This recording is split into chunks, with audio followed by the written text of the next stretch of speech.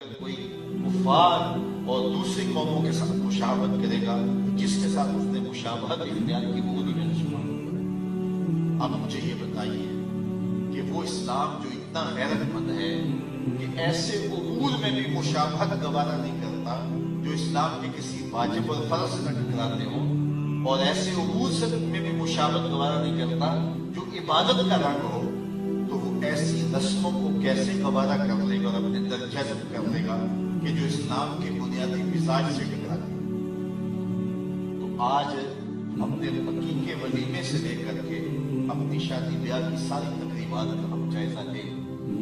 کہ ہمارا کیا کیا انداز، ہمارے کیا کیا تیور بن گئے ہیں جو اسلام کے مزاج سے ہی ٹکرا دے۔ یہ ویلنٹائن ڈے کے نام سے جو بدتمیزی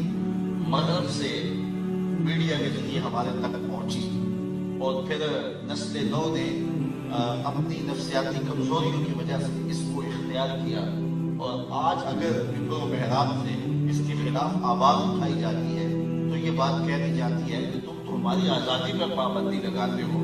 یار نہ صحیح کسی خاتون کے ساتھ جو ہے وہ محبت کا اظہار غیر محرم کے ساتھ، ماں کے ساتھ جو ہے وہ محبت کا تو اظہار کیا جا سکتا ہے، اپنے باپ کے ساتھ تو محبت کا اظہار کیا جاتا ہے، ضرور غیر محرم کے ساتھ محبت کا اظہار کرنا ہے۔ اس طرح کی دلیلیں دے کر کے بھی جو ہے اس کے جواز کے راستے نکالے جاتے ہیں۔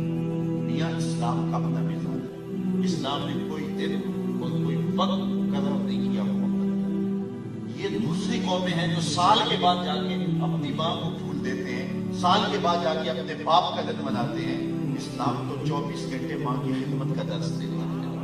وہ تو لمحہ لمحہ باپ کی خدمت کا درس دیتا ہے، اور وہ جو ہے وہ بیوی کے روپ کے اندر تمہارا جو ساتھی ہے اس کے جذبات کا خیال رکھنے، اس کے ساتھ محبت کا اظہار کرنے کی تلقین کرتا ہے،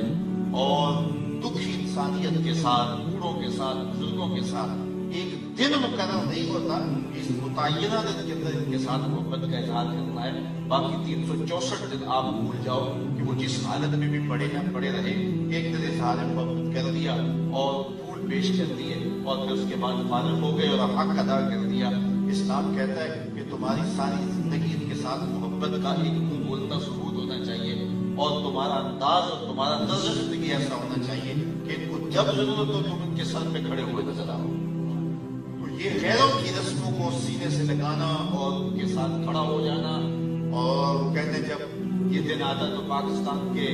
جو ہے اسٹالوں سے پھول نہیں ملتے ہیں اور کیا کیا تماشے لگتے ہیں۔ یار ایک مومن کو کیا زیبا ہے، کیا اس کے لائق ہے کہ وہ غیروں کی رسموں کو سینے سے لگائے اور پھر اس کو نبھاتا پھرے اور اس کے اوپر دلائل دیتا پھرے، اور یہ جو ہے وہ میڈیا کے اوپر بیٹھ کے ٹین کرنے والے 2 نمبر دانشور اس پہ باتیں کرتے پھرے۔ تو یہ کہاں لکھا ہے؟ اسلام تو اپنا ایک مزاج رکھتا ہے، اسلام تو ہمیں پورا مکمل نصاب زندگی دیتا ہے، اور وہ اپنے ماننے والوں کو سر سے لے کر پاؤں تک اپنا ہی دیکھنا چاہتا ہے۔ غیروں کی رسمیں جو اسلام کے مزاج سے ٹکراتی نہ ہو تو ان رسموں کو بھی اسلام کہتا ہے اختیار نہ کرو، تمہاری اپنی رسوم ہے، تمہارا اپنا طرز زندگی ہے، اور وہ رسم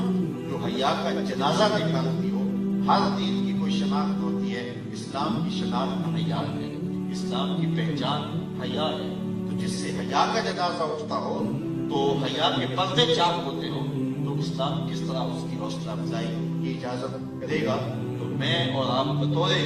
مسلمان اپنے آپ کو اور اپنی اولادوں کو اور اپنے ماحول کو پاکیزہ رکھنے کی کوشش کریں، اور ہمارا طرز زندگی، ہمارا انداز معاشرت